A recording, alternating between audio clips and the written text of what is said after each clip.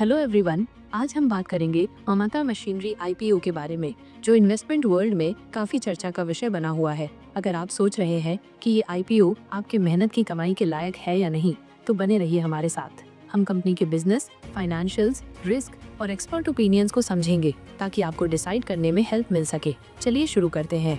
1. ममता machinery क्या है? ममता machinery 35 साल पुरानी कंपनी है जो प्लास्टिक बैग, पाउच और पैकेजिंग इक्विपमेंट बनाने वाले मशीनें डिजाइन और मैन्युफैक्चर करती है। सोचिए स्नैक्स, बेवरेजेस या ई कॉमर्स डिलीवरी मेन्यूज होने वाली पैकेजिंग के बारे में। ममता की मशीनें उन्हें बनाने में हेल्प करती है। दो फैक्ट्रीज के साथ, एक इंडिया में और दूसरी यूएसए में। उन्होंने 75 देशों में 4500 से ज्यादा मशीनें इंस्टॉल की है। बालाजी वेफर्स और डास पॉलीमर्स जैसे बड़े क्लाइंट्स उनकी टेक्नोलॉजी पर भरोसा करते हैं। उनकी सीक्रेट सॉस, इनोवेशन। उनके पास हाई स्पीड बैग स्टैकिंग मशीनों और eco friendly recycle plastic film technology के पेटेंट है। प्लस उनकी 70% रेवेन्यू एक्सपोर्ट से आती है, जहां कीमतें इंडिया से 3 गुना ज्यादा होती हैं। 2. IPO detail simplified. आईपीओ 19 दिसंबर 2024 को ओपन होगा और 23 दिसंबर 2024 को क्लोज होगा। शेयर्स की प्राइस 230 रुपए और 243 रुपए के बीच है। मिनिमम लॉट 61 शेयर्स का है, जिसकी कीमत 14,823 रुपए है। लेकिन यहाँ एक कैच है, ये एक ऑफर फॉर सेल OFS है। Existing share holders 7.38 million shares बेचकर 179 करोड़ रुपए जुटा रहे हैं। इसका मतलब है कि कंपनी को फ्रेश फंड्स नहीं मिल रहे हैं, माइनस पैसा सेलर्स को जाएगा। 3. Financial performance. गुड न्यूज, ममता के फाइनेंशियल्स स्ट्रॉन्ग दिखते हैं। रेवेन्यू 2022 में 196 करोड़ रुपए से बढ़कर 2024 में 241 करोड़ रुपए हो गया। प्रॉफिट्स 2024 में 60% बढ़कर 36 करोड़ रुपए हो गए। मार्जिन इम्प्रेसिव है, 58% ग्रॉस, 21% EBITDA और 15% नेट। वो डेट फ्री भी है। डेट टू इक्विटी रेशियो 0.09 है और उनका रिटर्न ऑन इक्विटी ROE 27% है।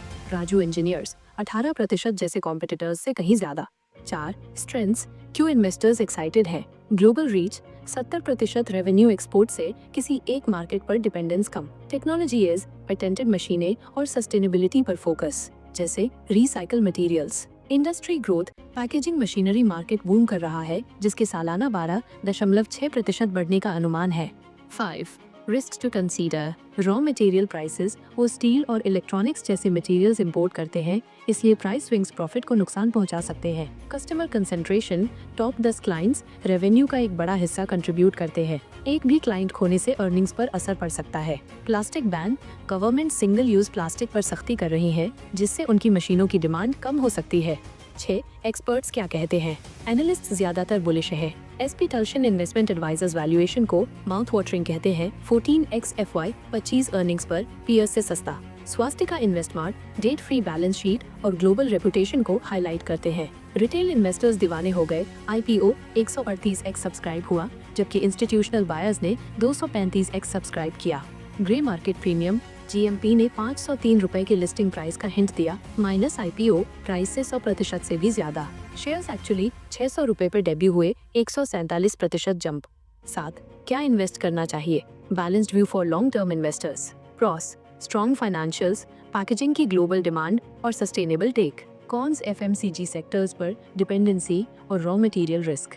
For short term traders, IPO ने पहले ही मैसिव लिस्टिंग गेन्स देखे हैं। एनालिस्ट्स अलॉटमेंट मिलने पर प्रॉफिट बुक करने का सुझाव देते हैं। कंक्लूजन, ममता मशीनरी एक वेल एस्टैब्लिश्ड प्लेयर है, ग्रोइंग इंडस्ट्री में, सॉलिड फाइनेंसेस और ग्लोबल डिमांड के साथ। हालांकि प्लास्टिक बैन और कस्टमर कंसंट्रेशन जैसे रिस्क को इग्नोर नहीं किया जा सकता। अगर आप मॉडरेट रिस्क के साथ कंफर्टेबल है और पैकेजिंग सेक्टर के फ्यूचर में बिलीव करते हैं, तो ये IPO आपके लिए फिट हो सकता है। हमेशा फाइनेंशियल एडवाइजर से कंसल्ट करें इन्वेस्ट करने से पहले।